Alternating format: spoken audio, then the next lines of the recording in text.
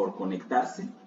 Probablemente algunos estén en el trabajo, en la casa, en la escuela. Entonces, pues bueno, gracias que se tomaron este tiempo para estar aquí compartiendo con nosotros.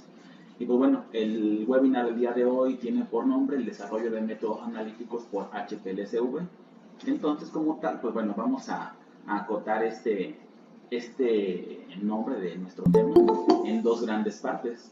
La primera vendría siendo lo que es el HPLSV y la segunda parte vendría siendo lo que es el desarrollo de métodos analíticos. Entonces, vamos a tomar esto como base para dirigir así nuestro webinar. Vendrían siendo dos grandes partes las que estaríamos empezando a revisar.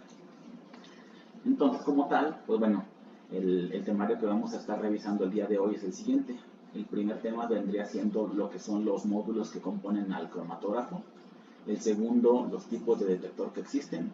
El tercero, en particular, el detector de UV visible. Y el cuarto, los alcances y limitantes de la cromatografía de líquidos con detector UV visible.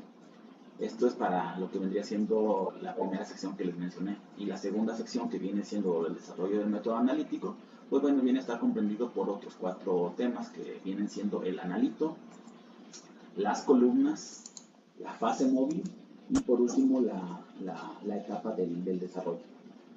Entonces, sin más introducción, empecemos con la primera parte. Aquí vamos a revisar de forma esquemática cómo funciona un cromatógrafo de líquidos. Entonces, pues bueno, a grandes rasgos todos los cromatógrafos, independientemente de la marca o el modelo, están compuestos por 4 secciones principales o 4 módulos, como así se les conoce regularmente.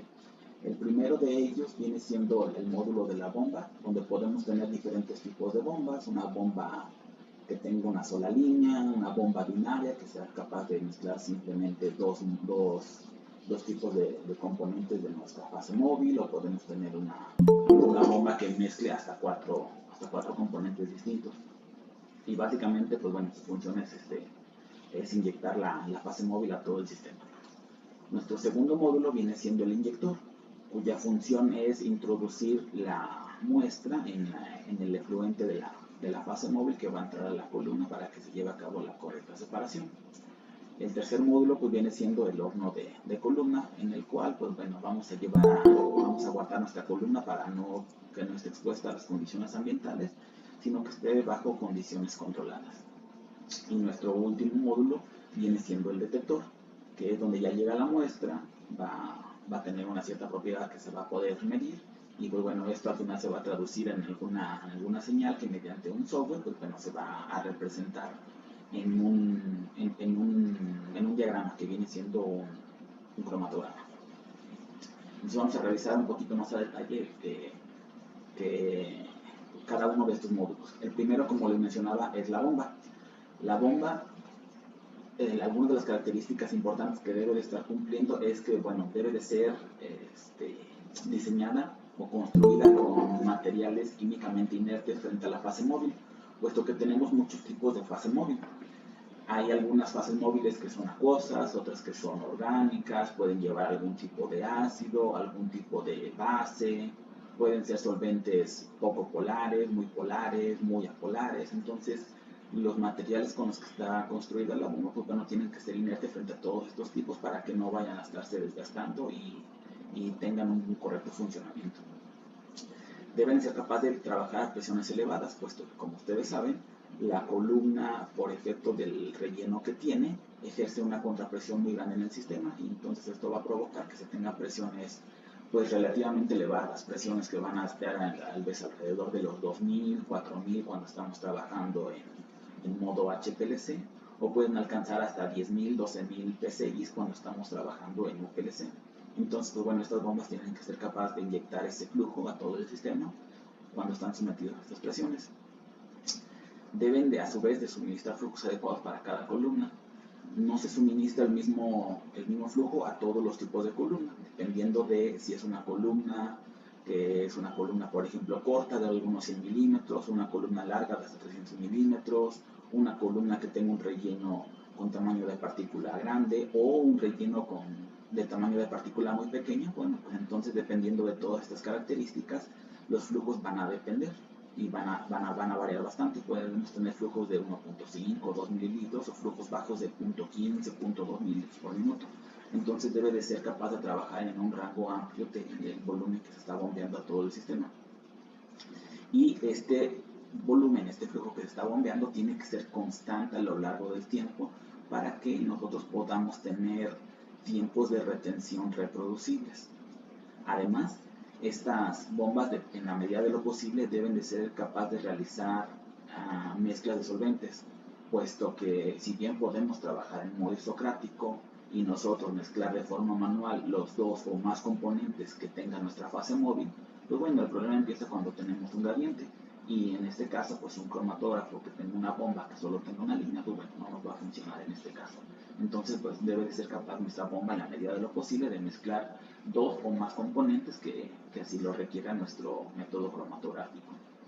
Y si yo voy a mezclar dos o más componentes y el día de hoy decido cambiar el orden de las líneas, pues bueno, el cromatógrafo, la bomba, tiene que tener el mismo desempeño al utilizar, por ejemplo, la A con B, A con C, B con C, D con C, independientemente de cuál estoy teniendo, para que yo no tenga que verme atado a estar utilizando el mismo tipo de líneas en cada método analítico. Y pues bueno, una particularidad de las bombas es que los tiempos de retención deben ser inversamente proporcionales al flujo, es decir, a mayor flujo, los tiempos de retención van a disminuir, y entre más disminuya el flujo en el sistema, pues bueno, los tiempos de retención se van a ir alargando un poco. El segundo módulo de nuestro cromatógrafo viene siendo el inyector, y este, como función principal, tiene introducir la muestra a la columna en una banda lo más estrecho posible. Esto significa que entre de una manera bastante compactada para que a la hora que se lleve a cabo la separación y su posterior detección no tengamos picos muy anchos, sino que den lugar a picos bastante estrechos y puedan tener bastante reproducibilidad por efecto de la altura y anchura del pico, y que pues, podamos tener una mejor separación en caso de que tengamos dos o más picos en nuestro sistema. El inyector debe ser de fácil manejo y sobre todo debe dar lugar a resultados reproducibles. Es decir, si yo inyecto de manera repetida de la misma muestra, pues bueno, las áreas, la respuesta que esté obteniendo de las muestras, pues debe de ser lo más parecida posible hasta cierto punto. Y como el inyector va a ser capaz de introducir la muestra al efluente que va hacia la columna, pues bueno, entonces también debe de ser capaz de trabajar a presiones elevadas. Y algo muy importante, además de que debe de tener resultados reproducibles, es que debe de tener una linealidad nuestro inyector, es decir, a menor volumen de inyección, menor respuesta, a mayor volumen de inyección, mayor respuesta hasta cierto punto. Recordando que cuando se trabajan con volúmenes muy elevados, pues podemos tener lugar a que la banda se introduzca al sistema de una forma muy ancha, y esto puede tener como consecuencia pues unos coleos elevados y que se pueden traslapar dos o más picos, y entonces pues ya vamos a perder tal vez la linealidad. Esto es con volúmenes muy elevados, y con volúmenes muy bajos pues hasta el punto en el que nuestro propio diseño del cromatógrafo nos lo permita. Y la forma en la que se inyecta la muestra al sistema, pues bueno, es regularmente a través de un loop de carga o un bucle, y a través de una válvula, que lo que va a hacer es que antes de que se esté inyectando la muestra, pues nos va a permitir que esté pasando la fase móvil directo de la bomba a la columna, mientras que cuando ya se toma la muestra y se llena el loop, entonces la fase móvil entra a través del loop y pasa directo a la columna, para que de esta forma la muestra entre lo más rápido y lo más estrecho posible a nuestra columna. Ya que llegamos a la columna, entonces pues bueno, tenemos el horno de columna, en donde su principal función es proporcionar un ambiente regulado en el cual vamos a poder tal vez controlar la temperatura, y pueden ser temperaturas bajas si así lo permite el diseño y construcción de nuestro cromatógrafo, o temperaturas altas si es que así no lo permite. Es básicamente la única función que va a tener en este punto nuestro horno de la columna. Y nuestro último detector en forma secuencial pues viene siendo nuestro último módulo viene siendo el detector, y pues nos permite medir una propiedad física del efluente que viene saliendo de la columna y llega a nuestra celda, en donde lo que se pretende es tener una respuesta proporcional Es decir, a mayor cantidad del analito, mayor debe de ser la respuesta que obtengamos, y en caso contrario, a menor cantidad, menor la respuesta. Algo deseable en nuestros detectores, independientemente de cuál sea, es que el ruido sea lo más pequeño posible. Esto nos sirve para que podamos detectar cantidades más pequeñas de nuestro analito, puesto que entre más grande es el ruido, más grande debe de ser la señal que voy a estar detectando. Entonces, si estoy trabajando con concentraciones muy pequeñas, pues bueno, esto va a generar un problema que nos va a evitar que podamos estar cuantificando estas cantidades pequeñas del analito de interés. Otra particularidad que tienen los detectores es la deriva, que viene siendo la forma que va tomando la línea base a lo largo del tiempo. Es decir, puede ir hacia arriba o puede ir hacia abajo a lo largo del tiempo. Y lo que se pretende es que tenga la deriva lo más baja posible, es decir, que sea lo más horizontal posible.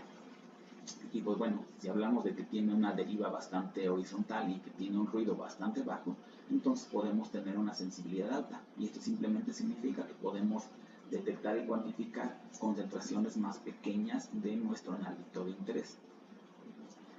Y si yo puedo cuantificar concentraciones pequeñas hasta concentraciones muy altas, pues bueno, este viene siendo nuestro rango dinámico, en el cual vamos a tener linealidad en cuanto a cantidad de muestra que ingresa al sistema y la respuesta que se está obteniendo. En este esquema podemos ver lo que viene siendo el ruido, la deriva y la señal, en donde el ruido es la respuesta que da per se la línea base. Como lo ven ahí, viene siendo la parte mínima y máxima de nuestra línea base, eso se le conoce como ruido. La deriva es la tendencia que lleva a la línea base, que en este caso, en este ejemplo en particular, viene siendo hacia arriba. Y pues bueno, la forma de nuestro pico es esta que está aquí con verde, que viene siendo nuestra señal. Entonces, entre más pequeño sea el ruido, más facilidad vamos a tener de cuantificar señales muy pequeñas. Ahora bien, tenemos distintos tipos de detectores. Algunos de estos detectores pues, nos van a ofrecer información estructural de nuestro analito de interés, mientras que otros no nos ofrecen información de la estructura de nuestro componente. Algunos de los segundos, los que no aportan información estructural, vienen siendo los detectores de índice de refracción, los de UV visible simple, los de conductividad eléctrica o detectores electroquímicos, en donde simplemente la respuesta va creciendo por efecto de la cantidad mayor que se ingresa al sistema. Sin embargo, no somos capaces de inferir qué tipo de compuesto sea. Pero si estamos hablando de un detector como el detector PDA o el detector de masas, pues hasta cierto punto vamos a poder empezar a inferir el tipo de compuesto que está ingresando a nuestro sistema cromatográfico. En particular, hablando del detector UV visible, pues bueno, como nosotros sabemos, el detector, la zona UV visible pues viene siendo simplemente una parte de nuestro espectro electromagnético, y esto pues viene siendo toda la gama de longitudes de onda que puede tomar cualquier tipo de radiación. Entonces, la radiación con la que estamos trabajando en nuestro cromatógrafo pues viene siendo la zona UV, que está comprendida alrededor de entre 200 y 400 nanómetros, y la zona visible, que está entre los 400 y los 700 nanómetros aproximadamente. Entonces, esta es la región en la cual nosotros vamos a estar analizando, detectando nuestras muestras de interés. Recordando que a menor longitud de onda tiene más energía y a mayor longitud de onda tiene menor energía nuestra radiación. ¿Y cómo funciona la parte del detector? Nosotros tenemos el flujo que viene de la columna y va a entrar a nuestra celda. La celda tiene dos ventanas de cuarzo, a través de las cuales por una va a entrar la radiación que viene de la fuente y por la otra va a salir hacia el detector. Y lo que sale de la celda pues simplemente se va hacia los desechos. Ahora, ¿qué va a pasar cuando la radiación en forma de UV o en forma visible entre en contacto con las muestras? Pues bueno, las muestras van a estar adquiriendo una cierta cantidad de energía para que pasen de un estado basal a un estado excitado, y como se está consumiendo energía, recordando que la energía no se destruye ni se genera, simplemente se transforma, entonces vamos a tener una disminución de la energía. Entonces nosotros vamos a poder cuantificar la cantidad de energía que salió de la fuente de luz y entró en contacto con la muestra y la cantidad de energía que posteriormente llegó a un detector. A medida que hay más muestra, más analito en la muestra, más energía se absorbe y menos energía llega al detector. Entonces, esto es lo que se conoce como absorbancia, que es la cantidad de luz absorbida por efecto del analito de interés.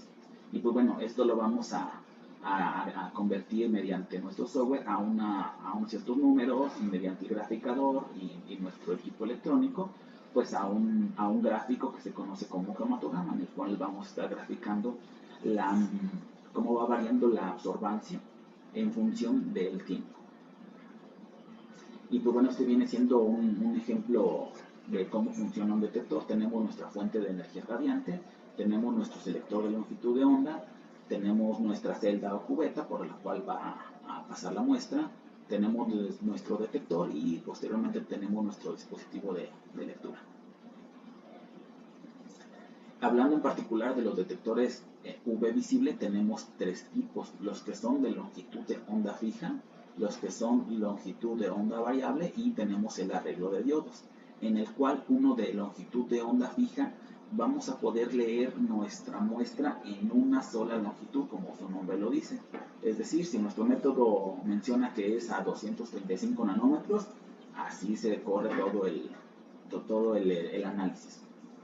El problema empieza cuando nosotros tenemos dos o más analitos, o si nos encontramos una cierta monografía que nos diga tienes que leer a 230 nanómetros de 0 a 5 minutos y posteriormente de 5 hasta que termine la corrida a otra longitud de onda. En este tipo de detectores es muy posible que no podamos correr estos análisis y entonces tendríamos que migrar a lo que viene siendo el detector de longitud de onda variable, en el cual, pues bueno, nosotros vamos a tener nuestra fuente de luz, que viene siendo la lámpara de deuterio, y mediante un juego de espejos y lentes, nosotros vamos a poder estar eligiendo dos o más longitudes de onda para que se lean al mismo tiempo. En este caso, pues bueno, ya podemos estar haciendo uso de estas monografías, o si estamos en alguna parte donde estemos trabajando con dos analitos y tengan longitudes de onda máximas muy distintas, por ejemplo un 220 y un 280. Si leemos a 220, pues uno va a tener el máximo. Si leemos a 280, ahora va a tener el máximo, pero el otro va a tener tal vez un mínimo. Si escogemos una longitud de onda intermedia entre los dos, pues ninguno de los dos va a tener su máximo. Entonces, en este caso, no nos conviene una sola longitud de onda, sino que tenemos que usar un detector de longitud de onda variable.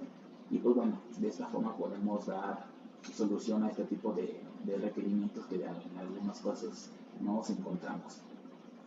Y por último, pues tenemos el detector de arreglo de diodos, que lo que hace es que vamos a tener una serie de diodos que van a estar emitiendo luz a una longitud en específico, y pues nosotros vamos a poder estar teniendo la posibilidad de leer en 2, 3, 4, 5 diodos al mismo tiempo. Nosotros lo que hacemos es definir el rango en el cual vamos a estar analizando nuestra muestra, y pues en todo ese rango se va a estar leyendo a cada nanómetro para que nosotros tengamos todas las longitudes de onda necesarias en nuestro método. Ahora, ¿qué va a pasar con esto? Esto va a dar origen a lo que se conoce como la huella espectral, en la cual nosotros vamos a estar graficando la absorbancia registrada por nuestra muestra en función de la longitud de onda, y en la cual nosotros vamos a poder estar encontrando lo que vienen siendo máximos y mínimos. Estos máximos y mínimos, en función de la fase móvil con la que esté trabajando, pues ya se pueden tener una biblioteca, y de esta forma nosotros podemos estar teniendo información de la estructura de nuestro compuesto. Si nosotros tenemos un compuesto desconocido, pero tenemos una biblioteca de huellas espectrales, nosotros podemos compararla y de esta forma estar teniendo un cierto conocimiento de si se trata o no de una muestra de interés. Y si nosotros extrapolamos este gráfico de absorbancia contra longitud de onda, pero a lo largo de todo el tiempo, pues bueno, vamos a tener entonces nuestro cromatograma en 3D, en el cual a medida que pasa el tiempo y van saliendo los picos de interés, se va registrando la absorbancia que tiene a cada longitud de onda. Entonces nosotros podemos estar eligiendo la longitud de onda adecuada para cada pico de interés en función del tiempo en el que estemos trabajando. Entonces esto es bastante útil en la etapa de investigación y desarrollo. Y bueno, vamos ahora a ver si ya tenemos todos nuestros módulos, los distintos tipos de detectores y nosotros vamos a trabajar con el UV visible. Pues bueno, vamos a ver que como todos saben, la cromatografía de líquidos es bastante útil y bastante socorrida en lo que viene siendo la industria química, farmacéutica.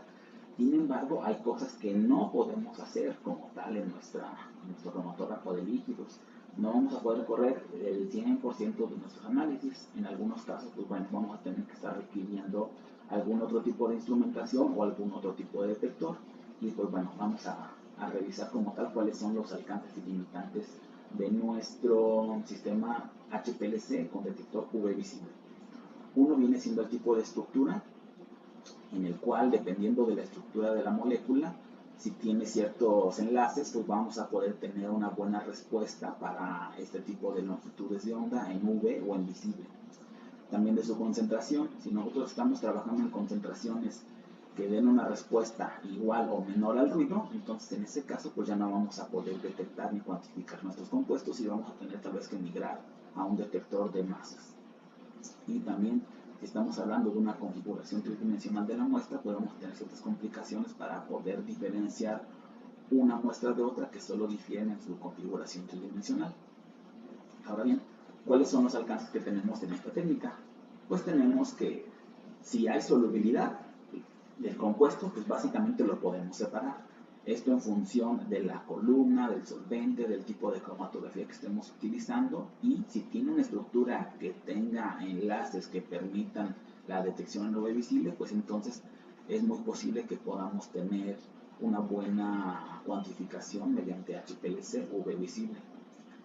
Y en función de la solubilidad, pues entonces vamos a estar eligiendo lo que viene siendo la fase móvil adecuada para nuestra separación cromatográfica. Y también en función de la fase móvil, de la estructura del analito, pues bueno, vamos a estar eligiendo una gran variedad de columnas, donde tenemos aproximadamente unos 70-80 tipos de rellenos distintos de las columnas, y cada relleno pues con su diferente propiedades físicas de la columna, que viene siendo la longitud, el tamaño de partícula, diámetro interno. Entonces, mientras tengamos conocimiento neto de nuestro analito, pues es muy posible que podamos tener una buena separación y un buen método analítico por HPLC-UV. Esta limitante es la que les mencionaba. Si nosotros, por ejemplo, queremos analizar yoduro de sodio, pues tenemos el enlace entre yodo y sodio. Y aquí tenemos una tabla que nos ejemplifica qué tanta señal podemos tener en la región UV en función del tipo de enlaces que tengamos en nuestro compuesto, en donde, como podemos ver, la última columna, que viene siendo el coeficiente de absortividad molar, entre más grande es, más señal nos va a dar la muestra cuando todas analizan a la misma concentración. Y pues podemos ver enlaces nitrógeno-hidrógeno, carbono-carbono, doble enlace, dobles enlaces conjugados lineales, dobles enlaces conjugados de carbono-carbono alicíclicos. Podemos tener, por ejemplo, al benceno, bifenilo, donde básicamente los enlaces carbono-carbono dobles son los que mayor cantidad de respuesta me van a dar. Y como pueden ver, pues aquí no tenemos el enlace sodio-yodo. Entonces, este enlace sodio-yodo pues nos va a dar lugar a respuestas muy bajas y pues va a ser una gran limitante para lo que viene siendo la detección en UV visible. Otra limitante es el rango dinámico que les comentaba en el detector, donde si la muestra está demasiado concentrada, pues bueno, ese se puede arreglar fácilmente simplemente diluyendo la muestra o disminuyendo el volumen de inyección. Pero si estamos en el caso contrario, en el que la respuesta del blanco sea casi igual a la respuesta de la muestra, pues en este caso podríamos tratar de concentrar la muestra o aumentar el volumen de inyección, pero si ninguno de estos dos opciones nos solventa la buena respuesta, pues entonces tendríamos que cambiar por otro tipo de detector. Y esto es lo que les comentaba. Si la señal es muy baja y el ruido es muy alto, pues entonces estamos en la parte más baja de nuestro rango lineal y tenemos que movernos a otro detector con mayor sensibilidad. Eso, por ejemplo, una limitante que tenemos es lo de la configuración tridimensional, donde si nosotros tenemos grupos funcionales que que entre una molécula y otra la única diferencia es que están orientados en distinta forma en el espacio tridimensional, pues entonces vamos a tener una cierta limitante para poder separarlos y poder cuantificarlos de una forma correcta. Y como les mencionaba hace rato, si tenemos los detectores de longitud de onda fija y tenemos 3 componentes que salen en diferentes tiempos de retención, pero cada uno tiene una longitud de onda máxima distinta respecto a los otros dos, pues si solo trabajamos en una longitud de onda podemos tener picos muy grandes y otros picos muy pequeños, a pesar de que si los inyectáramos y los cuantificáramos en su longitud de onda máxima independiente de cada uno, pues a lo mejor tendríamos unos picos tal vez del mismo tamaño. Con esta parte concluimos lo que viene siendo lo del cromatógrafo y sus distintos módulos, y en particular el detector por UV visible. Y ahora vamos a ver a la segunda parte de nuestro webinar, que se trata de cómo vamos a hacer el desarrollo del método analítico, en donde lo primero que tenemos que estudiar es el sujeto de interés, que viene siendo nuestro analito. Y hay distintas cosas que tenemos que considerar. No todos los analitos son iguales. Por ejemplo, nosotros podemos tener una vitamina D2 que seguramente va a tener isomerismo en cuanto a la configuración tridimensional. Nosotros podemos tener a este segundo compuesto en donde nosotros tenemos una gran cantidad de aminas, y pues bueno, dependiendo de la configuración y del tipo de átomos, pues va a ser la elección de la fase estacionaria y de la fase móvil adecuada para tener estos. Es una buena separación. Y por último tenemos, por ejemplo, a este último compuesto, donde tenemos un ácido carboxílico en forma de sal con sodio. Y pues bueno, todos, como pueden ver, tienen diferente configuración, diferentes tipos de átomos, diferente peso molecular. Entonces hay varias características que tenemos que empezar a conocer de nuestro analito para saber qué tipo de cromatografía debemos de ejecutar. Entonces debemos conocer su peso molecular, debemos de conocer la estructura química, conocer su estructura tridimensional, conocer la solubilidad que tengan, conocer el pK en caso de que aplique. Y vamos a revisar cada uno de estos temas. El peso molecular de forma general, si supera los 2000 Dalton, entonces tenemos que irnos a una separación de exclusión molecular o filtración por gel, en donde las moléculas se van a separar simplemente por el tamaño que tengan, no por las características de su estructura química.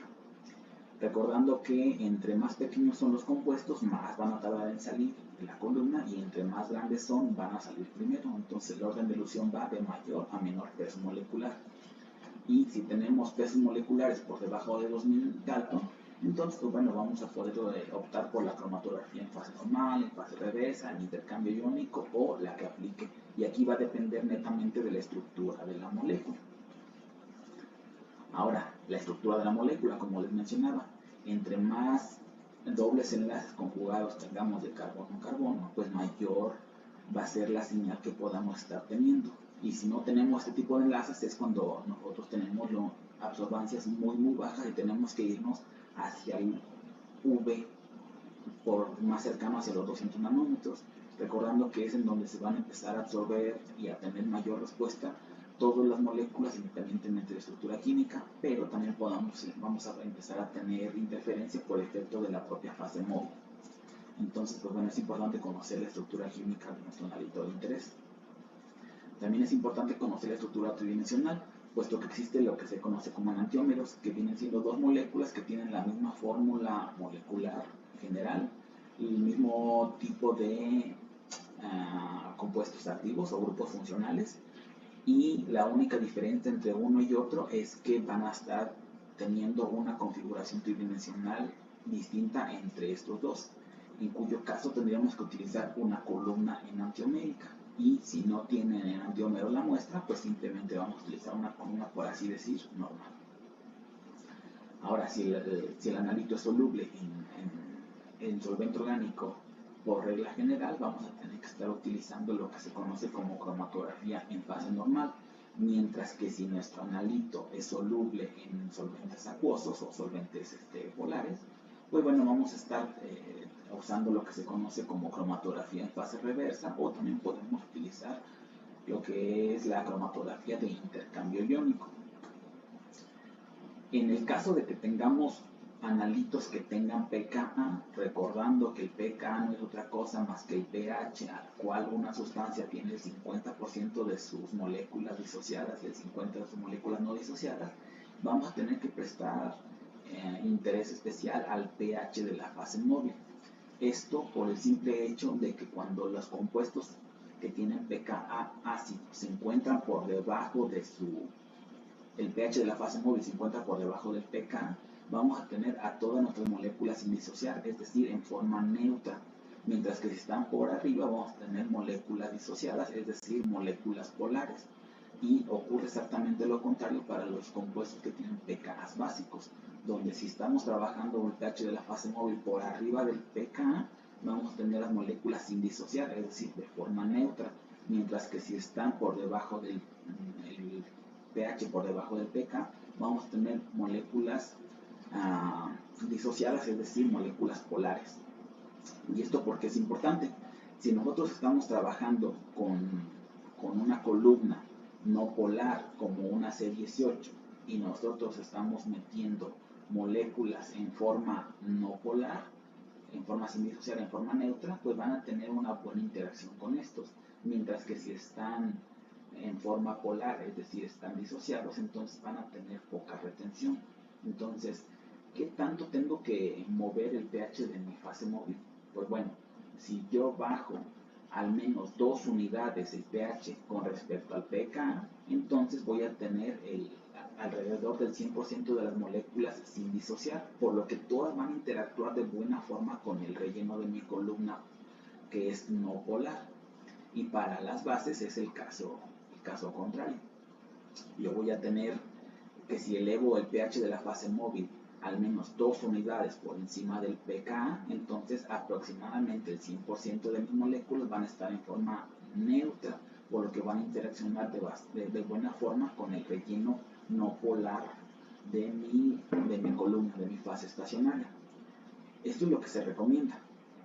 ¿Y qué pasa si yo no sigo esta recomendación? Pues bueno, en la parte de arriba, que viene siendo para moléculas que tienen pKs ácidos, cuando yo trabajo pH de la fase móvil por arriba del pKa, pues entonces voy a tener mis moléculas disociadas, es decir, en forma polar, y van a interaccionar muy poco con el relleno no polar, y entonces se van a retener muy poco y van a tener un cierto coleo en su forma. Si yo trabajo en el pKa que tenga el mismo valor que el pH de la fase móvil, entonces voy a tener una mayor retención porque algunas moléculas están disociadas y otras sin disociar, pero pues voy a tener una respuesta bastante baja y bastante ancha en cuanto a la forma de mi pico.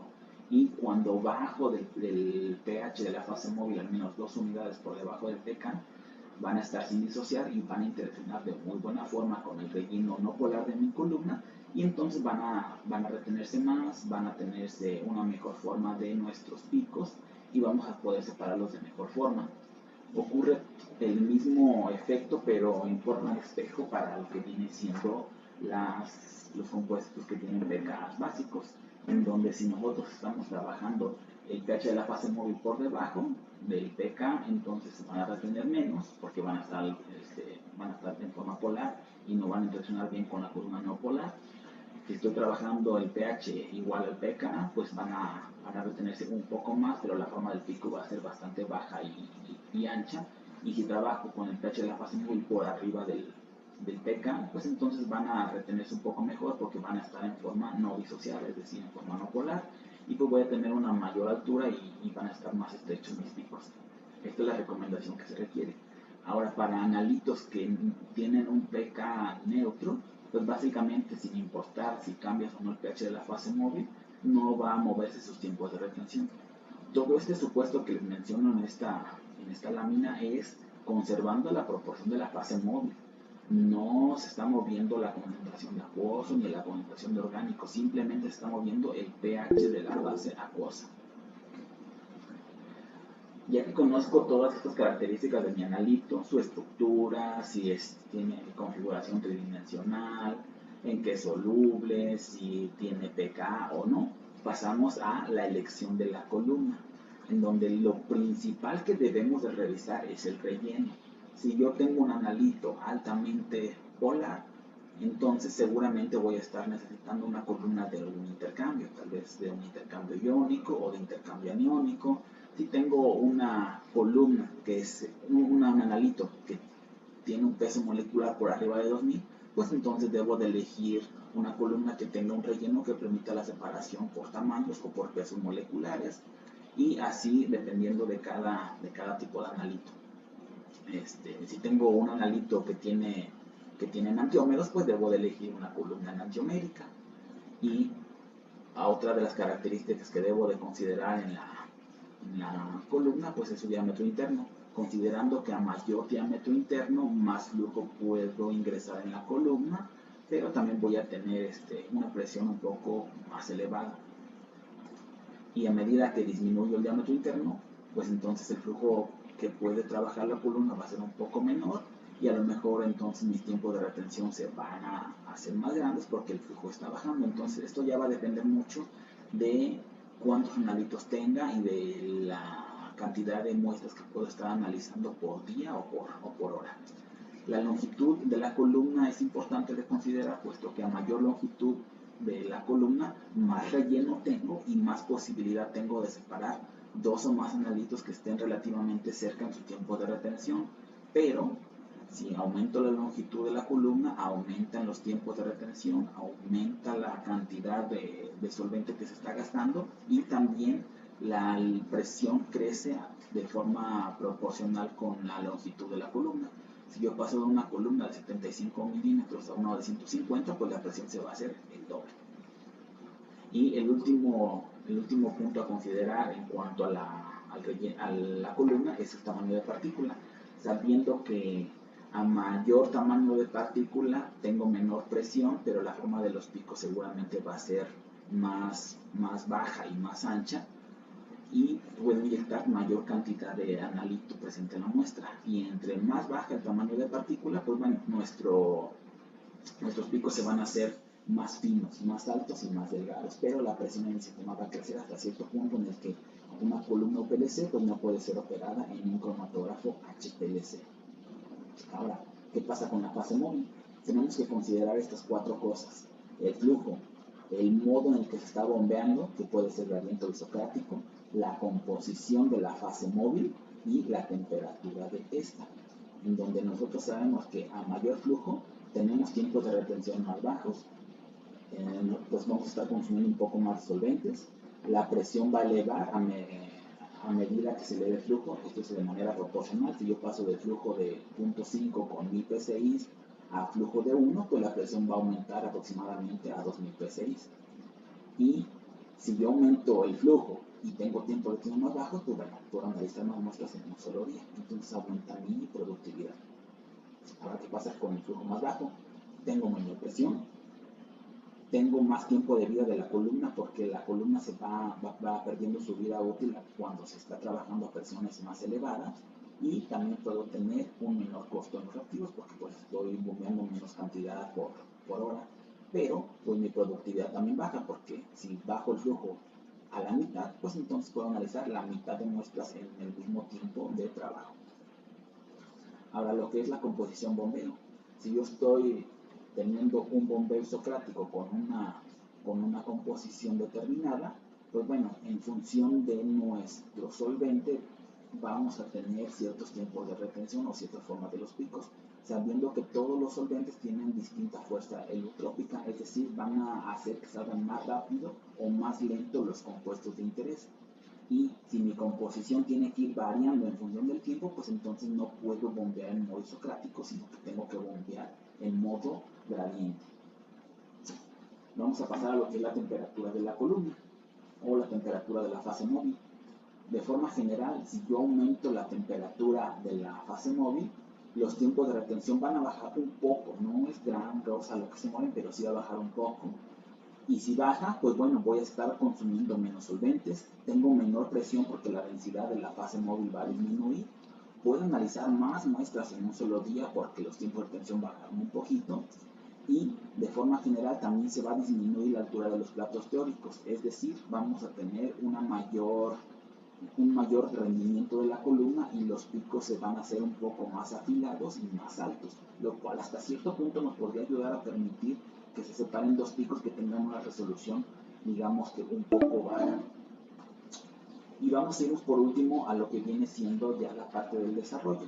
Si nosotros ya sabemos la naturaleza del analito, sabemos estructura, peso molecular, si tiene configuración tridimensional importante o no, en qué es soluble, ya elegimos el tipo de detector adecuado que vamos a estar utilizando, ya sabemos cuál es el relleno de la columna óptimo para cada tipo de analito, elegimos una fase móvil que nos convenga en función de los tiempos de retención, de los costos que tengamos, de la cantidad de análisis que vamos a estar corriendo, pues entonces en este caso ya vamos a irnos a la parte del desarrollo analítico, que viene siendo hasta cierto punto un ciclo. Lo primero que tenemos que hacer nosotros es básicamente una búsqueda bibliográfica, pudiendo tener tal vez alguna monografía que sea igual o parecida a la que nosotros necesitamos, en la que tal vez estén ejecutando uno o dos analitos de los que nosotros estemos buscando. En función de esto podemos estar revisando artículos, distintos tipos de tesis o farmacopeas. Posteriormente, cuando ya tenemos la información bibliográfica, tenemos que hacer una propuesta del método, definiendo el tipo de columna, el tipo de fase móvil, flujos, volumen de inyección, tiempos de corrida, longitud de onda a la cual se va a estar detectando. Posteriormente, redactamos esta propuesta de método, en la cual vamos a ver si efectivamente podemos tener una correcta separación de mi analito o analitos de interés. Ya que tenga mis corridas hechas y tenga mis cromatogramas, pues bueno, voy a analizar los resultados. Si yo tengo dos o más picos y veo que tienen una muy baja resolución, en la cual tal vez podamos tener un cromatograma en forma de M porque no se separaron lo suficiente los picos, pues bueno, voy a estar decidiendo si los resultados son adecuados o no. Si no son adecuados, nos regresamos a la primera parte, a la primera parte que es búsqueda bibliográfica, o hacemos una modificación del método y volvemos a ejecutar pruebas. En el caso en el que nuestros resultados de los cromatogramas sean los que estamos esperando, vamos a proceder a la verificación del método, puesto que a lo mejor inyecté la muestra con un cierto método de instrumento, con una cierta proporción de la fase móvil, no la había dejado acondicionarse adecuadamente y tengo unos resultados que parece que son buenos. Y digo, ya está listo mi método. Pero si lo repito y ahora sí ya está bien acondicionada la columna porque ya la dejé un cierto tiempo, pues a lo mejor pueden cambiar los tiempos de retención o la separación. Entonces tengo que verificar que mi método efectivamente cumpla con lo que yo estoy necesitando, que es la separación, una cierta forma, una resolución entre dos o más picos. Y cuando ya tengo un método que verifique, pues bueno, entonces ahora sí ya paso a lo que viene siendo lo último, que es la validación de mi método analítico. Entonces, en este punto, pues bueno, terminaría lo que viene siendo la parte del desarrollo. Nosotros aquí en 4Bio tenemos gente bastante capacitada y tenemos el equipo necesario para que llevemos a cabo los desarrollos de métodos analíticos de lo que la industria lo demande, pudiendo ser de un pico, dos picos, productos de degradación, impurezas, compuestos relacionados. Y el último paso del desarrollo analítico viene siendo la validación, en la cual somos expertos y hemos validado bastantes tipos de productos y de pruebas, pudiendo tener pruebas de valoración, disolución, infinidad de contenido, pruebas de identificación, pruebas de impurezas, pruebas de métodos indicativos de estabilidad. Entonces, pues bueno, siéntate con la confianza de acercarse a nosotros para sus desarrollos o para sus validaciones de métodos analíticos. Y con esto terminamos lo que viene siendo nuestra presentación del webinar. Lo dejo a continuación con mi compañera Jimena. Muchas gracias, Luis, por la presentación. Por ahí ya tenemos algunas preguntas, vamos a contestarlas muy rápido. Karina nos pregunta, ¿qué pasa con los fenómenos de precipitación de fases del acuoso con el orgánico? Es algo que se debe de considerar si no quieres taponar tu sistema cromatográfico.